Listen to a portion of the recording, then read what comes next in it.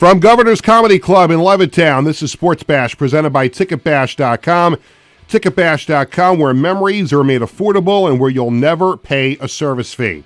SportsBash is also presented by Ryan Anthony's Heating and Air Conditioning Service, keeping Long Island warm for over 18 years, serving their customers in Nassau and Suffolk with pride, honesty, and integrity. For more information, visit www.liboilers.com. Sports Bash is brought to you by the Embassy Diner, located at 4280 Hempstead Turnpike in Bethpage. Every customer is considered family at the Embassy Diner. Mention Sports Bash and get a free dessert with your meal. By Coach's Collectibles, your number one source for 100% authentic sports memorabilia and live public autograph events. Check them out online at coachescollectiblesny.com. And by the Marty Lyons Foundation, the official charity of Sports Bash Media. For more information, go to martylyonsfoundation.org. Hi again, everyone. Happy Tuesday. Welcome to Sports Bash. I'm Peter Schwartz. 516-465-3990 is the number to call, as always, here on the show. So make sure you're subscribing to Gov's Comedy Club podcast channel on YouTube and follow Sports Bash Media on X, Instagram, and Facebook. You can also listen to Sports Bash on Apple Music and Spotify. Coming up on the show, and we got a couple of really good guests here on the show today. We're going to talk a little Yankees baseball coming up in about 20 minutes or so. Bryan Hoch, a repeat guest here on the show. He covers the Yankees for MLB, and he'll join us here. We'll find out from him what direction the Yankees will go in here during the offseason. There's already been a signing. Ryan Yarbrough re-signed, so the Yankees added another pitcher back for next year. And there's been all kinds of rumors as to where the Yankees might go with Cody Bellinger or Kyle Tucker, and other imports from Japan are on the table as well. So we'll get Brian's insight on that a little bit later in the show. And then later on in the show, this is something new for me. I've interviewed in 36 years of doing sports radio and being a sports writer and all the different things that I do. I have interviewed just about anything that has to do with sports, whether it's the four major sports, niche sports, journalists, business side of things. Pro wrestlers have been on this show. I've covered pro wrestling events. Never in my 36 years of doing this have I ever interviewed an acrobat. Well, that's going to change here on the show. So you don't even have to be a sports fan to appreciate this. If you watch, or if you're a fan of that show, America's Got Talent, and I love watching that show with my wife. That's an absolute blast seeing. And sometimes you watch it for the really bad ones that don't make it onto the show, like you watch the crappy auditions and stuff like that.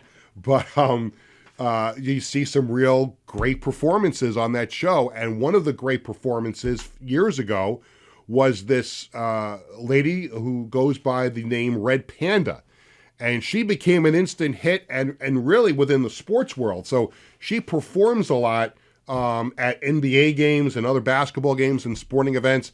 And I will tell you, it never wound up happening because, as you all know, what happened with the football team that I was running for 5 months, she was actually going to perform at one of our games at Nassau Coliseum. And in fact, she was signed on to performances at all four arenas in our ill-fated league during that season. So I thought we were going to get a chance to see her in person, but of course it didn't work out. But she's going to be here on the show. And the reason why she's on the show is that there's a college basketball doubleheader, a State Farm college basketball doubleheader at Madison Square Garden tonight. She's going to be performing at those games tonight. We'll tell you about that a little bit later on. But Red Panda is going to join us on the show. And I know Tony Walker, who's my producer, and you just heard him host the Knock 'em Dead comedy show that he does Monday through Fridays from 11 to 12:30. Have you ever rode on a unicycle before? Because I know back in the day you were a really good dancer because you danced at a New York Saints game. But have you ever in your life ever ridden a unicycle? I'm still waiting to get that attachment and see how that works. But no, I can't say that I have. Yeah, no, that's definitely not above my pay grade over the course of my career. And again, like it's going to be interesting. I've got some things to ask her.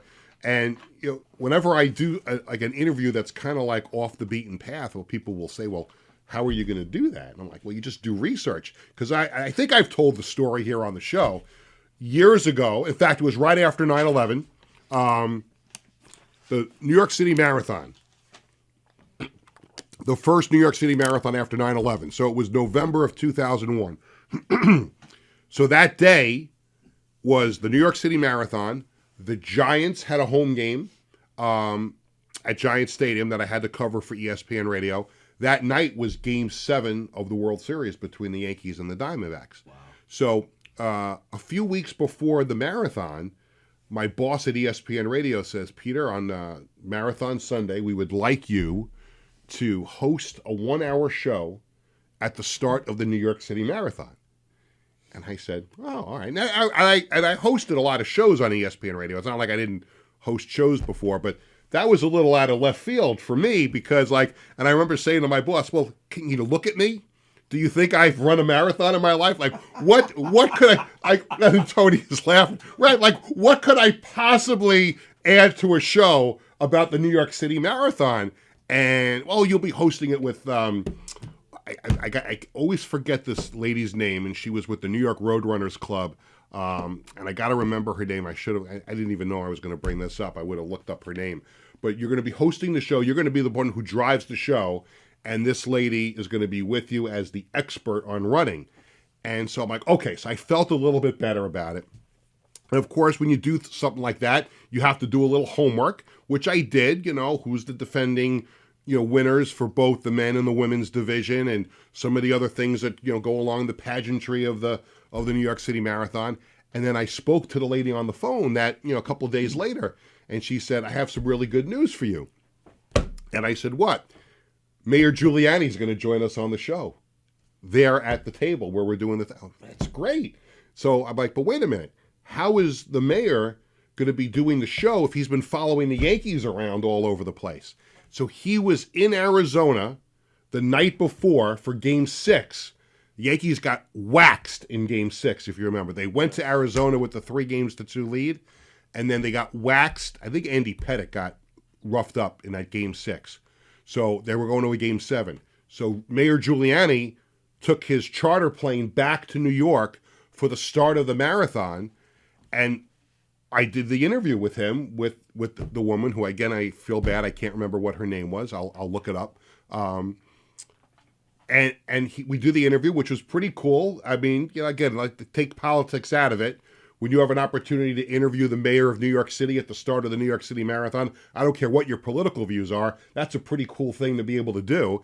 And then after the interview, he was at the start of the race, and he got on a plane, went back to Arizona for Game 7. Wow. And, of course, we know how that ended. So that's how I kind of feel today. Like I'm interviewing an acrobat, and I'm like, what the hell am I going to ask her?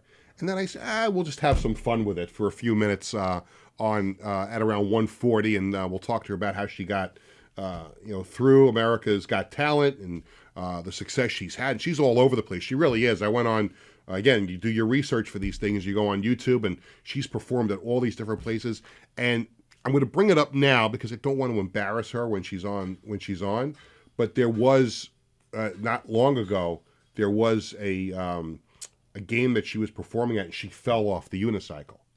And only time ever it happened. I think she got slightly injured on it. So I'm only bringing it up now because I don't want to bring it up. I don't think it's fair to bring it up when we talk to her because we want to make sure we cover, why she's here in New York and the success she's had. But yes, there's a video of her, and we're not going to show that. That wasn't one of the clips that we pulled for the interview later on. But looking forward to that. That should be a lot of fun.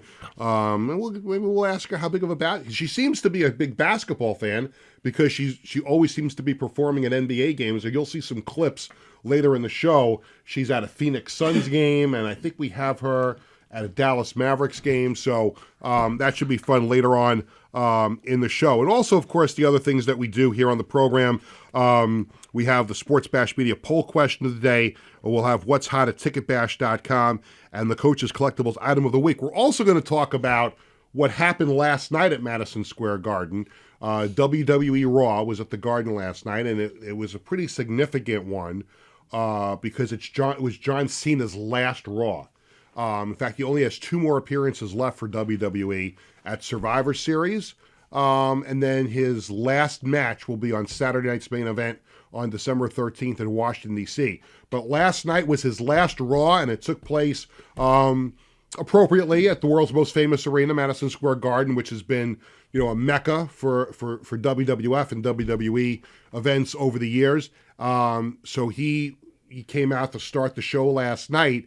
But one of the headlines, even for people who don't follow wrestling, involved the New York Giants. And we'll talk to you about that a little bit later on in the show. But I wanted to start the sports angle for everything today with the Jets, because the Jets are going to be in Baltimore this Sunday, and they will have Tyrod Taylor as their starting quarterback. And if you watched Thursday night's game in New England, which I did not, full disclosure, I did not watch the game. It's the only game this year that I did not watch 1 second of it. And the reason why was I was at the Marty Lyons Foundation Gala. So that's the reason why I didn't watch the game. And of course, I didn't even bother taping it because I kind of knew what was going to happen. But it was such a putrid offensive performance again from Justin Fields that really they had no choice but to go to Tyrod Taylor.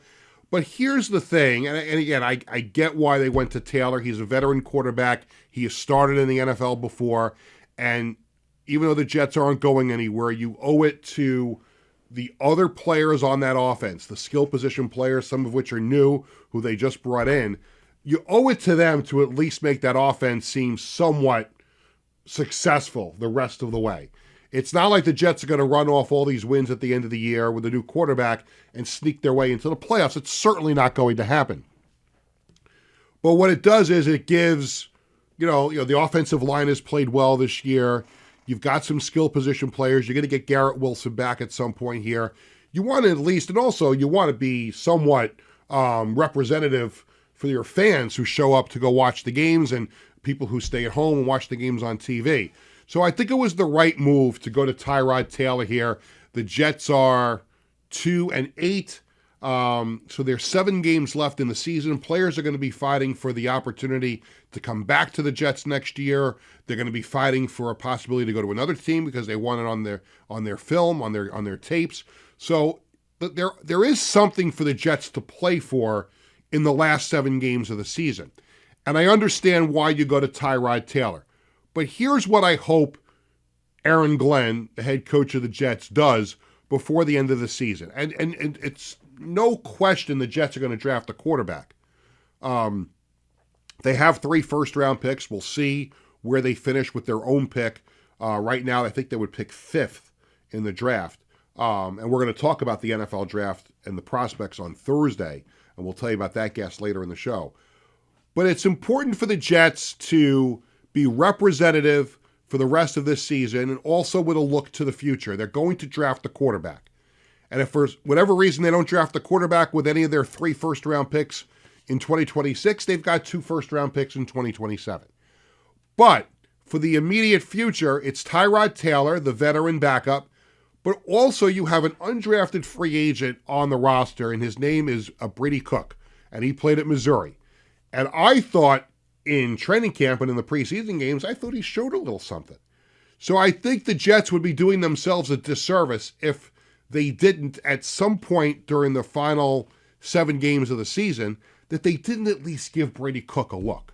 I mean, what's it going to hurt? Now, you want to give Tyrod Taylor, 3 or 4 starts here, see what he can do. But at some point late in the season, I think the Jets owe it to themselves to at least give him a look. And I'm talking about Brady Cook. Because what if, and I know it's a big what if, but what if Brady Cook is a player? What if you found this diamond in the rough, an undrafted free agent? What if you got so freaking lucky that you have this quarterback on your roster that could be a quarterback for you? I'm not saying he's going to be. I'm just saying what if.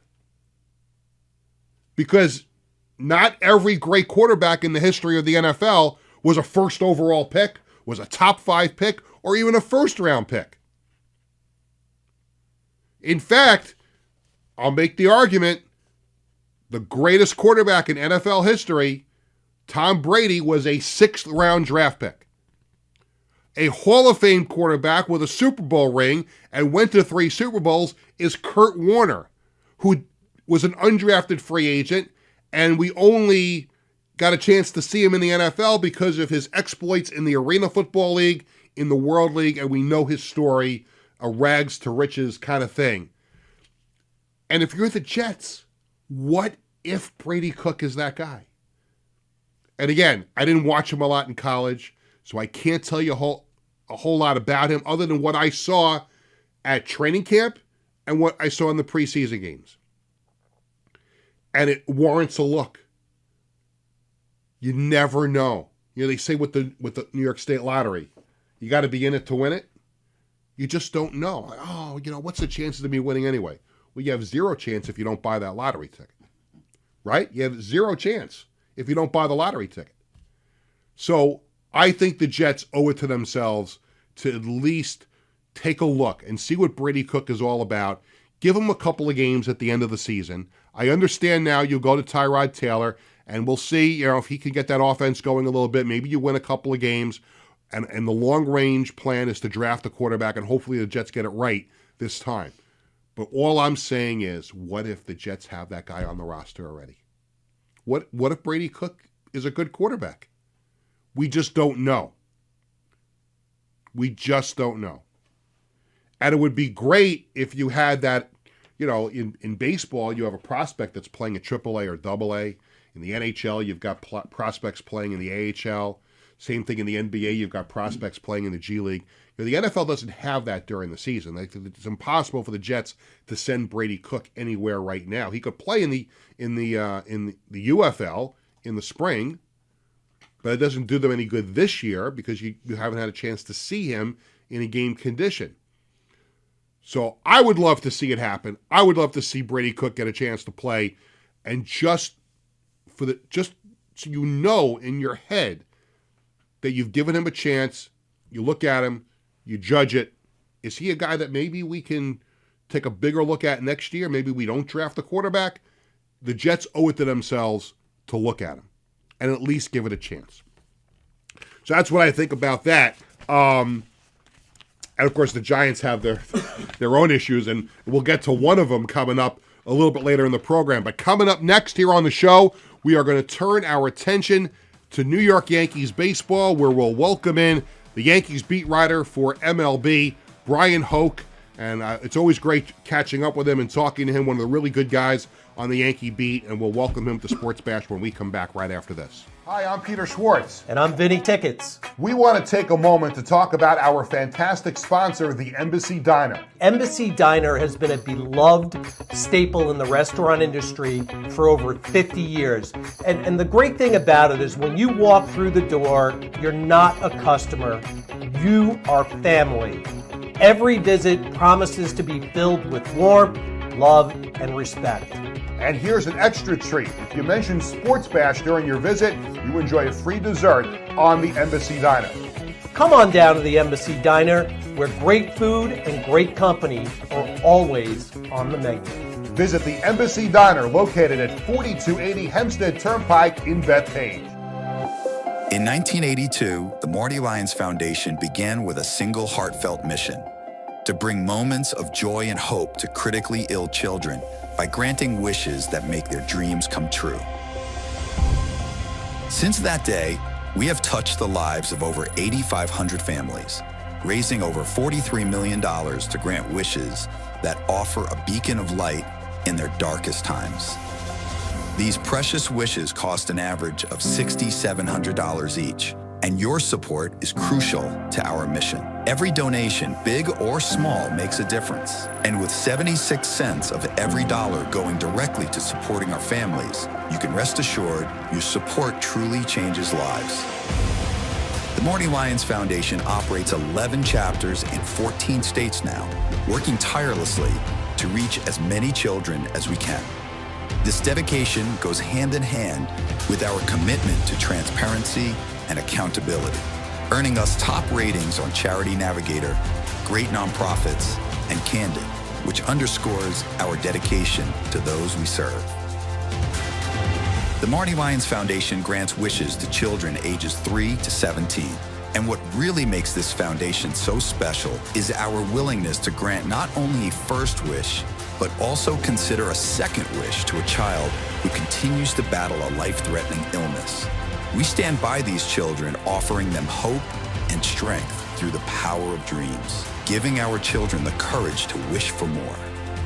What's your purpose in life? Is your purpose in life to live in the big house and drive the nice car? No. Your purpose in this life is to make it a little bit better for those that follow and realize that we live for today to see a better tomorrow. Visit MartyLyonsFoundation.org to learn more and get involved.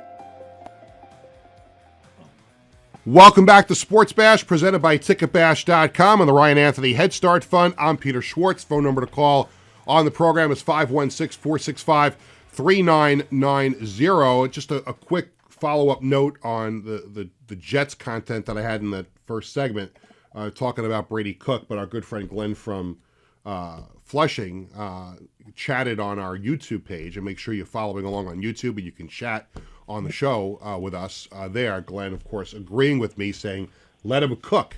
And I agree. Let him cook. Let's get a look at Brady Cook before the end of the season for the New York Jets. But we are now in the middle of hot stove season for Major League Baseball. The Yankees and the Mets, locally here in the New York area, starting to put plans together to see what they're going to do during the offseason. And on this edition of the show, we're going to focus on the Yankees. We'll get to the Mets next week, perhaps. But we always like to welcome repeat guests. And the reason why I like repeat guests here on the show, there's two things. Number one, they enjoyed themselves the last time that they were on, so they agree to come back. And number two, it strokes my ego a little bit, because when I call these people up and they say, oh yeah, we'll come back on with you. So I want to welcome back to the show one of our great guests in the past, and we're going to talk some Yankee baseball with him right now. He covers the Yankees for MLB. He is Bryan Hoch. Bryan, it's Peter. How are you?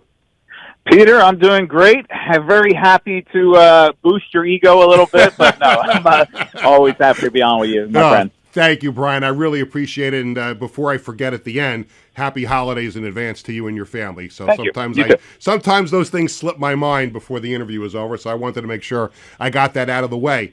So the Yankees offseason is well underway. They've already made a move, bringing back Ryan Yarbrough, but a lot of big things still to come as the Yankees start to really, dip their toes in the water here of free agency. What's your thumbnail sketch on where the Yankees are right now and what they hope to do here during the offseason? Yeah, it's a cool stove right now and hopefully warming up soon. Ryan Yarbrough doesn't move the needle a whole lot, but it is a smart move for them. It gives them a depth arm, and you're going to need that because this is a team that's going to start the season with not only Garrett Cole, but also Clark Schmidt and Carlos Rodon all on the injured list. So that's three pretty big names there you're taking out of the rotation. So you bring back a guy like Yarbrough, who I thought actually pitched really well out of the rotation last year. It was fun to watch, a different look, lefty with some funk and changing speeds in a time where you don't see that anymore. It was kind of a throwback to the guys we grew up watching in the 80s and the early 90s. And so that it seems like confound hitters a little bit, and then he got hurt. So that's just the first of many moves this team has to make in this offseason, because I think when I look back at 2025, they came in as defending AL champions, and they got off to a really strong start, and then it all kind of fell apart. And from midsummer on, I never felt like they were the best team in the American League East. It seemed like every time they went toe-to-toe with the Blue Jays had their number, especially up in Toronto, and then that continued into the American League Division Series. So I think that looking back at last year, they were a good team. They scored a ton of runs. They didn't have the pitching they needed, really. The bullpen was a mess, and I think that when you compare them on paper here to not only the Blue Jays, but the Dodgers, because that's the mountain you really need to climb here. Do they stack up with the Dodgers? I don't see it, and that means Brian Cashman and Hal Steinbrenner have a lot of work to do here. Oh, I totally agree in a lot of different areas, but sticking to the pitching for just a second, and you brought up Garrett Cole and Carlos Rodon, and also Clark Schmidt being out at least for a little bit at the beginning of the season. I guess the Yankees can go in a couple of different directions here. They could go out and get another high-priced pitcher. They could supplement their rotation with a couple of, 1-year deals, some lower level guys that can kind of tread water. In your mind, which direction do they go in? Do they just look at some stopgaps like a Ryan Yarbrough, some depth guys, or do you think there's a big fish out there pitching-wise in free agency that the Yankees will target? I think that's probably what they will do. They'll probably go with the stopgap, knowing that you have those three guys, and especially Cole and Rodon coming back. Rodon will be a little faster than all of them. Mm-hmm. But what I'd love to see them do is let's shake it up here. Let's see them bring in a big name. And I know that, look, you can't force a team to trade, and it's not a video game. You can't force it and turn off the controls. But if there's any way you can trade for a Tarek Skubal, who's rumored to be out there, or a Paul Skeens, I mean, gosh, I don't think any player in the farm system would be off limits if those guys truly are on the table. And I think Skubal's a little more realistic at this point. Would the Tigers actually want to trade him to the Yankees? Do they even have the package that's necessary? I don't have the answers to that, but that's what Brian Cashman and co. need to find out here this offseason, because I just get the sense that a lot of the fan base here, I mean, there was kind of a buzz last year coming off the World Series, even as disappointing as it was. I feel like the fans are kind of quiet right now for this point of the offseason, and there's just not a whole lot of excitement, because I think they sense what I just said, is that the Yankees largely might be content to run this back. I mean, they've identified Cody Bellinger as one of their top priorities, and he was a great player, great fit for them in so many ways, but I think they need more. I don't think that's enough, because if you run the same group back, you're probably going to get the same result next year. Yeah, it's not enough. And even if they bring Cody Bellinger back, I would imagine, even though they qualify Trent Grisham, I would think he's going to explore some other options. So you're going to lose, those 30 home runs or so that you surprisingly got from Trent Grisham. So, to me, yes, you bring back Cody Bellinger, you try to get him back. And then I think you have to add some more. I mean, listen, that's what the Yankees of old would have done. And I know it's kind of a lazy take to say, well, if Hal went along with what his father did, there'd be a different situation. I think that's kind of a lazy take for a lot of people to have, because it's a different situation. It's a different era in baseball right now that the Yankees are going through than they did, years ago. But I don't think the Yankees should be content. I think they should operate like the New York Yankees, and if there's a player that they want and they have the resources to go get him, then I think they need to go get him, because I think that's where a lot of the fans get a little upset now that, hey, well, if George was alive, and I know that's an easy thing to say, but there was a time where if the Yankees wanted somebody, they got him. It is true. And I was on a different program yesterday, and somebody asked me about the likelihood of Pete Alonso crossing boroughs, and I said that's more of a George Steinbrenner move than a Hal Steinbrenner move. And I'll stick to that, because I think that George would have made that kind of move not just because of the value that a Pete Alonso provides, but because it would be a slap in the face to the team across town to take one of their best players and their franchise player. And my answer was, I want that to happen. See, Brian, I would want that to happen, because I live in a mixed marriage, a mixed house. So, like, if the Yankees were to ever get Pete Alonso, I'd go right immediately to Fanatics and order that Alonso jersey and wear it around the house at dinner, and I would piss off my producer Tony, who's a big Mets fan. Right. See, that's what I would want to do. Right, and that's, there was value in that for George. And think about Darryl Strawberry and Dwight Gooden or Wade Boggs, taking the best player in Red Sox franchise history and putting him, or one of them anyway, one of the best hitters, and putting him in Yankee pinstripes. So I think there was value for that in that time, and I don't think that the current ownership really operates under that. They're more analytical and more, dollars and cents and production and value, but. So I would guess that and what I said was that if the Yankees were going to pursue a Mets player this offseason, the one I see it more likely is Edwin Diaz, because they have a clear need in the bullpen, and that's an elite arm. I know they have David Bednar plugged in the closer's role now, but you can never have enough, especially in a bullpen. And so I would think that if they wanted to bring the trumpets across the RFK bridge, that might make a little more sense, but certainly a lot to talk about this offseason. No question about it. We're talking to Bryan Hoch. He covers the Yankees for MLB, and we're talking Yankee baseball, the offseason, the hot stove, and how the Yankees are going to proceed here in the offseason. Back to Cody Bellinger, we brought up his name, and Kyle Tucker. Is there a scenario where the Yankees can have both of them? I know Cody obviously endeared himself to the fan base and also to the organization, but is there a world out here right now where the Yankees don't stop at just Cody Bellinger, that they can get Kyle Tucker in the fold as well? I don't see it. I don't see the fit. And even though Bellinger, obviously his versatility, he can play 3 different positions and as well as first base. And look, if in a perfect world, if you did put Kyle Tucker on the Yankees tomorrow and you say, all right, Trent Grisham's back also, and Jason Dominguez and Spencer Jones are all knocking on the door, and what do we do with all these guys? Then Bellinger could play first base, and you figure out what to do with Ben Rice. Maybe you move him for a starting pitcher or what. They do have options and ways to go, but I just think that the price tag is going to be too high for them to get Tucker and Bellinger. And my early read here and what I've been told is that Bellinger is the focus, and so Tucker is more of kind of, well, we'll monitor that and see where he goes. But they like the athleticism. They like what Bellinger added to their clubhouse. I mean, I'll tell you, from the first weeks of February last year, I walked into that clubhouse in spring training, and it felt like Bellinger had been there for 5 years. It just felt right, and I'm sure that the Yankees felt that too. I'm just the guy on the outside, kind of taking a look inside once in a while.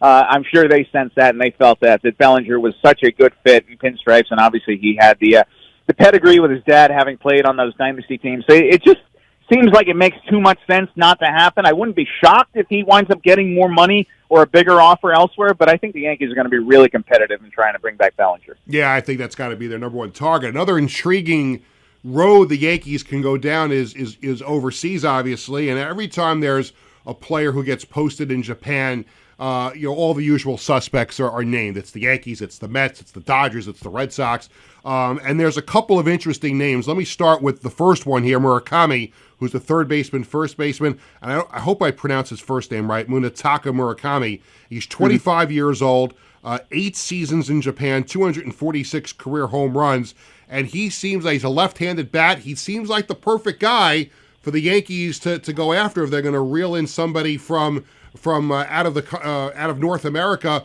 What are you hearing about him? Is there discussion amongst the Yankees about possibly bringing him in? Yeah, I think that the Yankees are always competitive, and they try to be engaged with that Japanese market, but they haven't had a whole lot of success lately. And I can go back to, the Shohei Ohtani one. Yeah. They were trying to get Shohei before he went to the Angels, and I remember being with Brian Cashman that night. He was dangling off that building in Stamford, Connecticut, and he got the news that Shohei had ruled out the Yankees, and there was legitimate shock. And because they'd had success with, say, Hideki Matsui and Hiroki Kuroda and bringing in these guys over the years, but those names are from a long time ago now, and so they've tried to get Yamamoto, for example, and they made what I thought was a pretty significant bid at $300 million, and for a guy who hadn't pitched in a major league game, and then the Dodgers obviously went higher and above and beyond, and then you saw what Yamamoto did in the World Series here, and looks like it was worth the money, but none of us knew that at the time, and so the Yankees and the Mets were both going head-to-head on Yamamoto. So, I think the Yankees will be in on him. Are they going to go all in and try to get him? No, because I think that they kind of telegraphed what they were planning by trading for Ryan McMahon, who's under contract for another couple of years here. And so that's your third baseman. And defensively, he is elite. He's a terrific third baseman, doesn't hit a ton. And then you got Rice at first base, and if you're not going to catch him, which it seems like they don't want to do, he's not their catcher of the future. Right. Can he be your first baseman in the future, or are you going to have to figure out something else to do with Ben Rice? Because that is legit. It's just, where are you going to play this guy? And you can't DH him because Giancarlo Stanton's got that occupied. So the roster construction here is a real kind of headache. And look, if you put Murakami on the Yankees tomorrow, you'll figure out a spot to play him because I think he's going to be an impact major league bat. But there's a lot of reasons why they would kind of say, maybe not. Another name coming out of Japan as a pitcher, Tatsuya Imai. He's 27 years old, pitched for the Seibu Lions with a 1.92 ERA last season. And I did see a couple of stories. I think you had one as well that links the Yankees to him. What do you know about the Yankees' connection with Imai so far? Yeah, another one that they've scouted, and this is something that's been going on for quite some time. And I go back to Yamamoto, where they were able to put that $300 million on the table for a pitcher who had not thrown a single pitch in the major leagues, and I expect him to be in that mix here again, and maybe even to another level here because of the need that I mentioned here. We always say how you can't, if you need a shortstop in the middle of the year, you can't just go down to the shortstop store and buy one. It's hard to find one. They traded for a guy like Jose Caballero last year because they needed something to plug in there. But, it's not like you can go pull one off the shelf. Here's a situation where you can do that, and you've got a starting pitcher who's, factory fresh and brand new out of the box, and you can plug him into your major league rotation, and somebody's going to get a heck of a pitcher here. I have no idea where the bidding is going to go or what the price tag is going to be. I think it's going to be pretty significant based on his numbers, and I think that the fact that we've seen now these pitchers come over here and have success. I remember back in the day, remember Hideo Nomo when he came over? Oh, yeah. And everybody was saying, he won't be able to get major league hitters out. Hey, it's not going to work here. Or Ichiro when he came over, and people, even that spring training, were saying, this is not going to fly here. He's not going to be. Well, guess what? Ichiro's in the Hall of Fame. And so the time has passed where we're thinking that these guys can compete. They can. They're on the biggest stage in the world, and we just saw it in the World Series. It works. Maybe not in every case, but I think that it would definitely be it's definitely going to wind up being a great pickup for whoever gets them. And the Yankees obviously also keep their eye on the farm and what's going on at AAA Scranton Wilkes-Barre, AA Somerset, and you brought this name up before, and I think that was be a pretty good way to kind of dot the I's and cross the T's on our discussion. But to talk about Spencer Jones, because he had such a good year in the minor leagues, AA and at AAA, and the fans were clamoring, and there were some members of the media, sports talk people, said the Yankees should bring this guy up, give him a shot, give him a look, and they obviously weren't ready to do that yet. But I know Brian Cashman said at his after the season press conference that he's on their radar. He'll get a look in spring training. From what you have seen and what you know about Spencer Jones, is he a legitimate possibility to have a role with the Yankees on opening day? Well, he better be, because I don't know what else he needed to do at AAA. I think that if he was in any other organization or many other organizations, he would have gotten a look late in the season. But the way their outfield was going last year, you weren't going to sit Grisham, you weren't going to sit Bellinger, you weren't going to sit Judge, and you had Stanton back. And so there really wasn't a lane. I mean, look at how few at-bats Jason Dominguez got in the second half last year, and that's a guy who we've been talking about for feels like a decade now. So I think that you need to find opportunities for both those guys to play, Dominguez and Jones, and then figure out what you're going to do with them. Because it's with Jones, for example, it's not like we're talking about a guy who's 21 years old. I mean, he's kind of advanced here. He's a college grad, and obviously has come up through the system. I think he's done pretty much everything you needed to see out of him. He's hit for power. You'd love to see the strikeout rate come down, but even if it doesn't, I think he's going to be an impact big league player, and he can help you in the major leagues. The defense is a plus, and he can probably play center field in the big leagues. If not, he can move over to left field. But I think that this is going to be real interesting here. And today we get the news on Trent Grisham, and he's going to make a decision. And if he's back, then that kind of complicates the setup. If he doesn't, then they'll be happy to take the draft pick. I think they'd be happy to get Grisham back anyway if he did on a one-year deal. But I think that is going to set everything in motion here, because they're still pursuing Bellinger. There's a possibility of Grisham coming back. And if both those guys come back, then where do you fit these two guys in who are knocking on the door? And I know Dominguez has had his ups and downs, but you got to give him a chance here at some point to figure out, is he part of your future? And if not, then you should move him, because it's not serving anybody to just have him sitting on the bench. Totally agree. He has shown enough flashes that I think the Yankees probably owe it to themselves to at least give him a real good, strong, long look. And like you said, if there's no room for him and he's not in their plans, they should probably move him and maybe bring a pitcher back for him. Brian, always a pleasure to have you on the show. Thank you so much. Again, I'll say it again, happy holidays to you and your family, and hope we can talk again as the hot stove season heats up. Thank you. You too, Peter. See you soon. Thanks. Bryan Hoch from Major League Baseball. He covers the Yankees, does a great job covering the Bombers, and we'll look for his content as the days, weeks, and months of the offseason. You can't even say months, because before you know it, it's going to be February, and we're going to start hearing about spring training. The Yankees going to Tampa, the Mets in Port St. Lucie. So that's all coming up really, really soon. But we thank Brian for joining us on the show. When we come back on the program, we're going to talk to acrobat the Red Panda, and we'll also recap what happened at Madison Square Garden last night, what's hot at ticketbash.com, the Sports Bash Media poll question of the day, and the Coach's Collectibles item of the week. It's all coming up when we come back right after this. Hi, I'm Peter Schwartz. And I'm Vinny Tickets. We want to take a moment to talk about our fantastic sponsor, the Embassy Diner. Embassy Diner has been a beloved staple in the restaurant industry for over 50 years. And the great thing about it is when you walk through the door, you're not a customer, you are family. Every visit promises to be filled with warmth, love, and respect. And here's an extra treat. If you mention SportsBash during your visit, you enjoy a free dessert on the Embassy Diner. Come on down to the Embassy Diner, where great food and great company are always on the menu. Visit the Embassy Diner, located at 4280 Hempstead Turnpike in Bethpage. In 1982, the Marty Lyons Foundation began with a single heartfelt mission: to bring moments of joy and hope to critically ill children by granting wishes that make their dreams come true. Since that day, we have touched the lives of over 8,500 families, raising over $43 million to grant wishes that offer a beacon of light in their darkest times.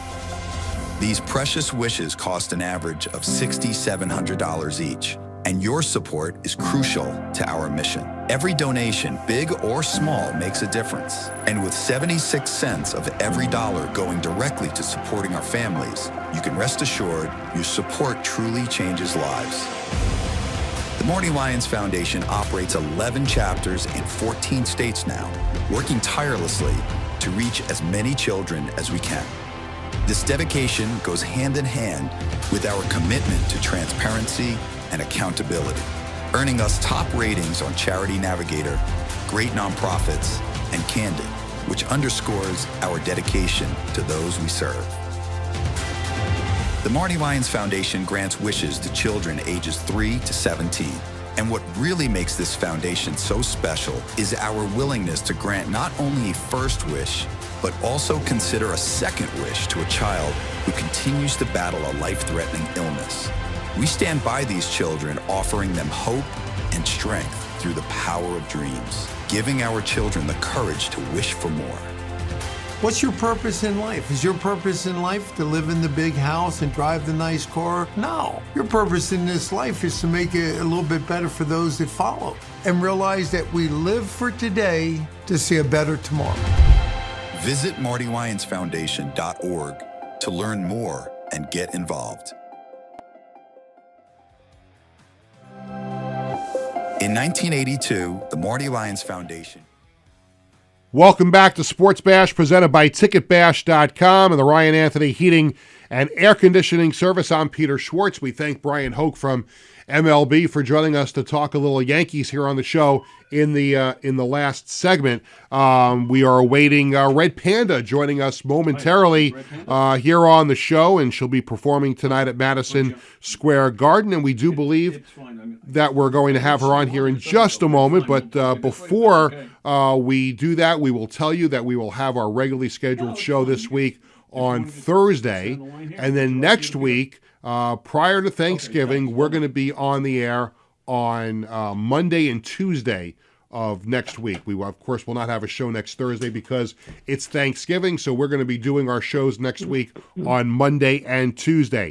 Tonight at Madison Square Garden, it's the State Farm Champions Classic at the world's most famous arena at 6:30. It'll be Michigan State against Kentucky. Duke is at Kansas against Kansas at 9 o'clock.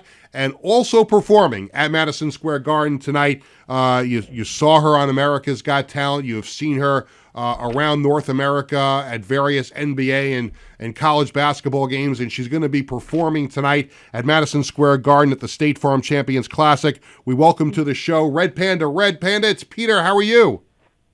Good. How are you, Peter? Doing great. Thank you so much. And also congratulations on your success in your career. It's amazing how, things start out for people on those shows, whether it's America's Got Talent or, American Idol, those kind of things.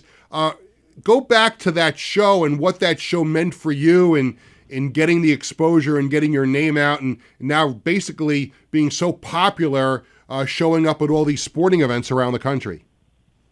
I am just very excited everywhere I go, any shows I go. It's a part of I'm I feel lucky to be to entertain people because I feel like I practice and then now I can show you what I had practice with. So how did you get started doing your act? So you're on a unicycle and you do these tricks with the plates and stacking them. It's unbelievable to see how that has all evolved. How did you get started doing that? Okay, it's a long story. My father is the one taught me. He came up with the idea, but not. It was a traditional acrobatic act, but they don't flip balls like upside down or and they place the balls. They place the balls on the foot, but they were stack them high in the same direction on the foot. And then after they will play, they will flip a plate and a cup, a sausage. And then we tried it, and then my dad was like, maybe we can flip. And then first time I went in, of course, second time drop. And my dad, this is possible. And then we just keep practicing, and then we got better, and then we practice second, third balls, and fourth balls, and then five. Yes, that's how it works. I gotta tell you, I'm amazed when I see your videos because I have enough trouble just walking down the block without tripping and falling on my face. So I credit you for being able to do this on a unicycle and doing that great. How do the crowds, when you're at these NBA games and these college basketball games, do you get pumped up by the crowds? They're there and they cheer for you, and they've got, obviously you got the music playing in the background, but how important are the crowds to you and the fans when you're performing? Do they give you that little bit extra juice to go out and continue doing what you're doing? They always do. They always very, very, very cheering, and then no matter what I do, sometimes I drop, but they feel the same as they feel for me, and they feel I can feel that. I can feel them. I really appreciate all those years of support of all the fans. It doesn't matter. I did well or I dropped the balls. I didn't make it, and then they were always there cheering. I'm so grateful. Yeah, they gave me those extra juice, like you said, and pumps me up. Feel like I want to do. I will show you the best I can. Yes, I do feel very exciting. It's the excitement, and also I feel like a family. And after so many years, I miss them when I not performing. Yeah.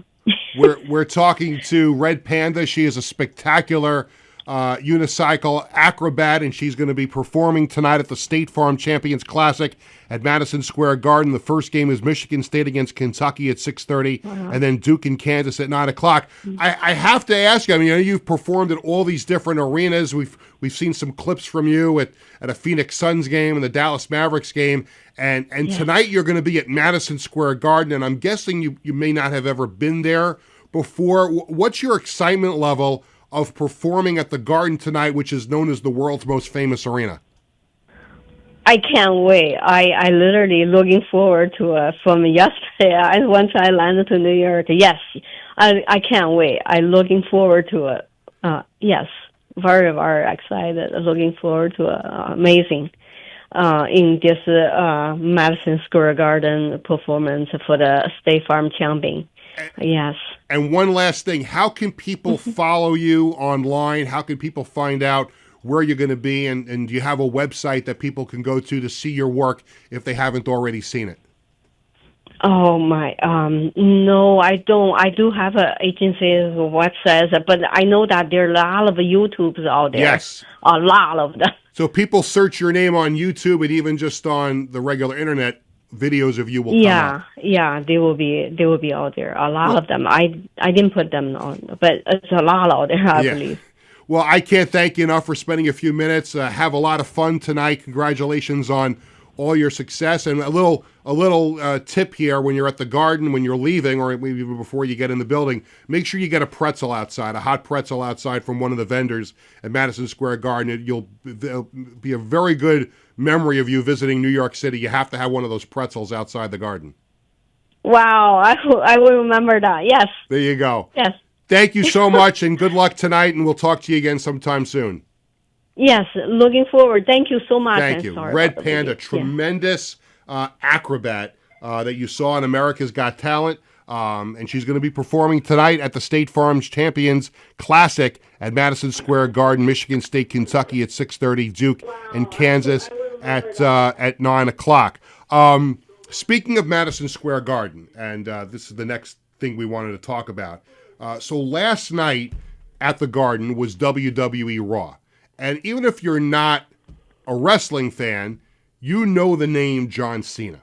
Not only has he been a great WWE superstar, 17-time champion during his 23-year career, but again, even if you don't know him as a wrestler, you know the name because he's done movies, so he's in Hollywood, but he is also someone who has made a tremendous impact in the world as someone who has granted more wishes by the Make-A-Wish Foundation than anybody else. The guy never says no to anybody. And of course, here on the show, we work with the Marty Lyons Foundation, which is obviously a great organization in of itself. But John Cena is known worldwide, not just as a wrestler, but also as a movie star, and also for what he does for the Make-A-Wish Foundation. Last night at Madison Square Garden was his final appearance on Raw and his final appearance at the Garden. He has 2 more appearances left for WWE at the Survivor Series, and then his final match on Saturday night's main event on December 13th in Washington. And then he's going to call it an in-ring career. He'll still be an ambassador for WWE. I'm sure you'll still see him at events from time to time, and it's only a matter of time before he's inducted into the WWE Hall of Fame. But last night was his last trip to Madison Square Garden, and if that wasn't enough of a highlight from last night, and there were other things that happened in the wrestling world last night that we could always talk about at another time, but there was a moment last night where some members of the New York Giants who were sitting in the first row, and they were running back Cam Scattaboo and also Andre Carter, and they were there with comedian Andrew Schultz, and they got into it with the Judgment Day, Dominic Mysterio, Finn Balor, and J.D. McDonough. We're looking at the footage from that last night, and it's all fun. It's obviously, as we always talk about, and the WWE has peeled the curtain back a lot on how it's scripted and its storylines and things like that. But as you're seeing here, Cam Scattaboo, who just underwent surgery for an ankle injury, he's in a walking boot, and he's up there in the front, and he pushes J.D. McDonough, and then he gets shoved back. Dominic Mysterio gets in there. And here's a guy that is just coming off of a significant injury, and he's in a walking boot walking into the Giant game the other day. And I get it. He loves wrestling, and he wants to be part of it. Jalen Brunson has been at a couple of WWE events at Madison Square Garden, but he's not in a walking boot. But Cam Scattaboo is. And I just thought, again, you don't want to deprive people of having fun going to these events. I just thought it was a really bad look for him to be physical, and there is a physical element to wrestling, even though it's scripted, and the outcomes are predetermined in advance. But there still is a physical nature for what these entertainers do, and he got in the middle of it last night. And how pissed do you think the Giants would be if when he got shoved back, if he got shoved back in a way where he re-injured the ankle? And again, I'm all for fun and games. I love it. I love to see people from other walks of life at games or at wrestling, whatever it might be. I just thought it was a bad look. And I also thought it was a bad look for Andre Carter, who fell asleep last week in the facility and was penalized a little bit. And he's showing up there with a championship belt over his shoulder. Probably not the best look for him either. But again, he's not injured, so he could be in the middle of it. I just thought for Cam Scattaboo, it was a a questionable decision to do that. And that leads us into the Sports Bash Media poll question of the day. We post a poll question every Tuesday and Thursday on the Sports Bash Media X/Twitter page. Giant fans, what did you think of injured running back Cam Scatterboo getting physical Monday night during WWE Raw at Madison Square Garden? And we give you two choices. That was awesome, or that was stupid. And I think it was stupid. And listen, even though I'm not a Giant fan, and you like to see these guys out there, but look, you're 2-9, and you're injured. So to me, it was just a poor decision on Scatterboo's part to agree to be part of the physical nature of the show there last night. Let's go to the phone lines at 516-465-3990 and welcome in our good friend, and I was so happy that he joined me at the St. John's season opener a couple of weeks ago at Carnesecca Arena, Glenn from Flushing. Glenn, it's Peter. How are you, sir? Oh, I'm doing great. Thanks again for that wonderful time. And unfortunately, they lost Alabama. Yeah. And maybe that's a better thing for Rick Pitino because, you know him, he wants to get in their faces and, you know, motivate them, and we'll see what happens. They got some big games coming up in Las Vegas. I think it's by design, Glenn. Monday. I think he put the schedule together by design because he'll talk about the fact that, you know, that Arkansas game in the NCAA tournament opened up his eyes that the team needed a little different look. And I think this is by design. I don't think he minds losing a couple of these non-conference games here early in the season if it gets his team better for March and April. Absolutely. Now, a couple things. I bear with me because I got a lot of sports to spout out here. Okay. First of all, Red Panda, I have to say, I just was tried juggling, and my mother-in-law is not too happy I broke some dishes just now. But I didn't know about her, so I'm learning some stuff from you. This is great. There you go. I try to be educational on the show, too. Yep. You know? Now, I'm going to tell you one thing.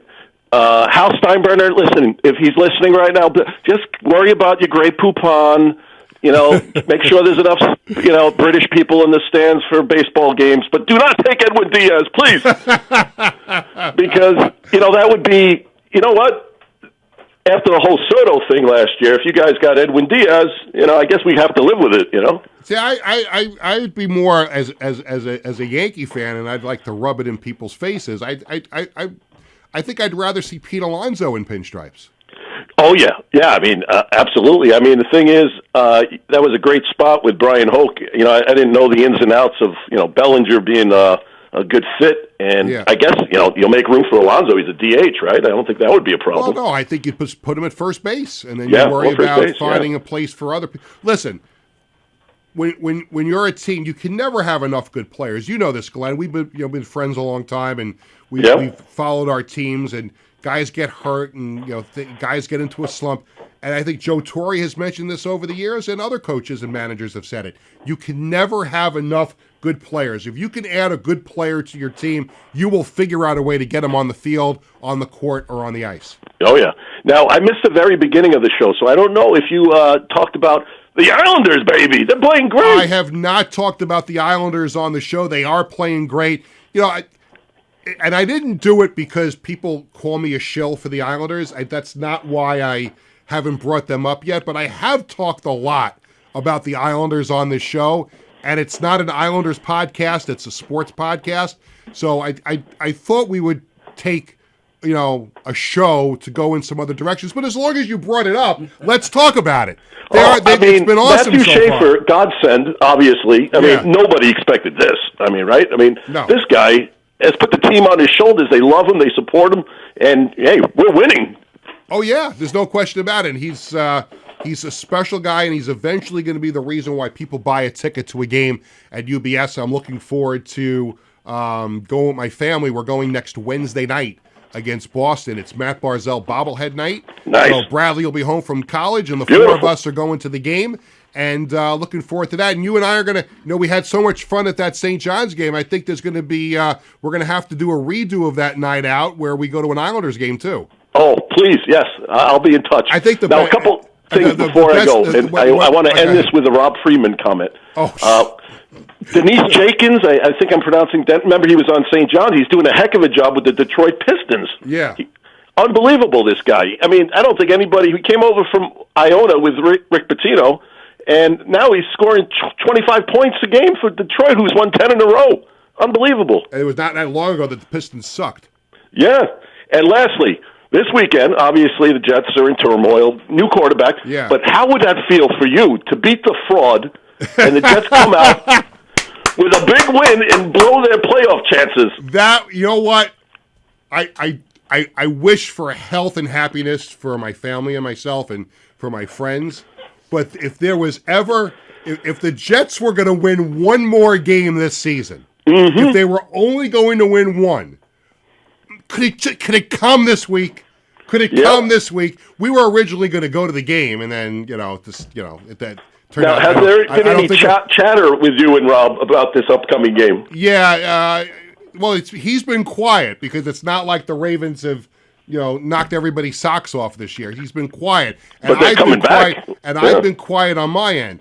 But Glenn, could you imagine if 4 o'clock comes on Sunday and the Jets figure out a way to win that game? Could you imagine the look on my face because I'm probably going to be on my way. No, I got to work on Sunday. I'll be on my way to work at WFAN. Oh, because that guy doesn't show up for his shift, right? Well, that was yet in one. That was a whole thing that went on. But listen, I'm already running overtime. Yes, let me let you go. Tony's got the meter on, and he gets angry if I run Tony, overtime. I'm going to come by. I know where you guys are. I'll drop off some money. Yeah, Glenn, you have to come in one time and be an FOP for an hour. I don't know. I'm a little nervous about that, but well, we'll feed you from the Embassy Diner if you come okay. in, okay. As long as Gus is there, I'll be okay. Absolutely. There you go, Glenn. All right, thank you, enjoy the rest of the day. You got it. Take care, Let's go, Glenn. St. John's. Let's go. Glenn is great. He's the best. He's unbelievable. I got to run through this really, really quick. What's hot at ticketbash.com. On the sports calendar tonight, the Nets host the Celtics at Barclays Center at the Garden tonight. As I mentioned before, the State Farm Champions Classic. Tomorrow night, it's NXT Gold Rush Pro Wrestling at the Theater. Thursday, St. John's hosts Bucknell at Carnesecca Arena. Islanders return from their road trip to host the Blues Saturday, and then the Kraken on Sunday at UBS Arena. Shows and concerts, Maroon 5 is at the Garden on Wednesday night. Z100's Jingle Ball coming up December 12th at the Garden. Stevie Nicks is at Barclays Center November 19th. The Jonas Brothers at UBS Arena November 19th, and then they come back again a little over a month later on December 21st. Tony, are you a fan of the Jonas Brothers? Sure. Okay. I love his sense of humor. Are you a fan of Stevie Nicks? No. God, no. No. Oh, I caught some flack for that one morning on Boomer and Gio about that. Remember that? I caught some flack about my dislike of because Billy Joel was supposed to do a concert with her, and I'm like, I think it was the one at MetLife Stadium. That was the one. I'm like, no, I'm not going to that one. I want to go to either the I almost said Shea, Citi Field or Yankee Stadium. I wanted to go to one of those, but of course Billy got ill. Get the best seats at the best prices with the service fees at ticketbash.com. Speaking of being ill, I'm going to be ill when I look at this picture right now. It's it's time for the Coach's Collectibles item of the week, and it's not because of Coach's Collectibles. It's just the item that he sent over. It's a framed Rangers Igor Shesterkin shadow box. It's Igor Shesterkin and Henrik Lundqvist. Excuse me, I forgot to write that down. How could I forget the king? Igor Shesterkin and Henrik Lundqvist shadow box with signed pucks. Coach's Collectibles, your number one source for 100% authentic sports memorabilia and live public autograph events. Upcoming events by Coach's Collectibles. Islanders forward Emil Heineman, Wednesday, December 3rd, 7 p.m. to 8 p.m. at Rippet Card Company in Cedarhurst. Mets broadcasters Gary Cohen, Keith Hernandez, and Ron Darling, Saturday, December 6th from 11 a.m. to 12:30 at Mulcahy's in Wantagh. On Sunday, December 14th at Mulcahy's in Wantagh as well, 2 events. 10:30 a.m. to 11:30 a.m. A public signing with Terry Collins and umpire Tom Hallion. You got to take your shot and get there that night. Get your ass in the jackpot and get your ass over to Mulcahy's to see Terry Collins and umpire Tom Hallion. And also from 11 a.m. to 12:30 a signing with Mets third baseman Brett Beatty. For more information on all of those events, visit coachescollectiblesny.com. The John Thiessen Children's Foundation will hold their annual holiday gala Thursday, December 4th at Mulcahy's in Wantagh. Now, coming up on this Thursday show, with the way that things are going for the Jets and Giants, it's not too early. Jets and Giants fans, never too early to take a look at those top prospects for the 2026 NFL Draft. And on Thursday's show, we'll be joined by Nick Baumgardner, an NFL draft expert from The Athletic. He'll talk about the draft with us on Thursday's show. And Tony dropping the script on the floor. Sorry. It's okay. I was on a Zoom call yesterday. Yeah. And a whole pile of stuff was on a chair next to me, and it came crashing down on the floor, and there was a glass picture frame. There was nothing in it, so it was of no value. But this whole thing came right in the middle of a business Zoom, and it made this really loud noise. I'm like, oh my God, what the hell was that? It was just like a whole bunch of crap that I had on the chair, and it fell. Speaking of dropping things, I dropped my phone, and I hope it's just a screen protector on there, because then it gets a little costly. But look at that. What do you think? Take a look. Let me hold that up. What do you think? I think it's the screen protector, hopefully. Yeah, it's the screen. I don't feel anything. It's though, the screen protector. I I almost showed everybody a text I just got from Glenn from Flushing. That'll do it for today's edition of Sports Bash, presented by Ticketbash.com and Ryan Anthony's Heating and Air Conditioning Service. Thanks to my guest, Bryan Hoch, and also Red Panda. And, of course, thanks to Glenn from Flushing for calling in on the show. Thanks to Tony Walker and everyone here at Governors. Thanks to our social media coordinator, Connor Kalb. Sports Bash is sponsored by the Embassy Diner in Bethpage, Coaches Collectibles, and the Marty Lyons Foundation. Thanks to everyone for watching and listening to the show today. Sports Bash back on Thursday at 1 o'clock. Have a great day, everyone. Let's go Islanders tonight in Dallas.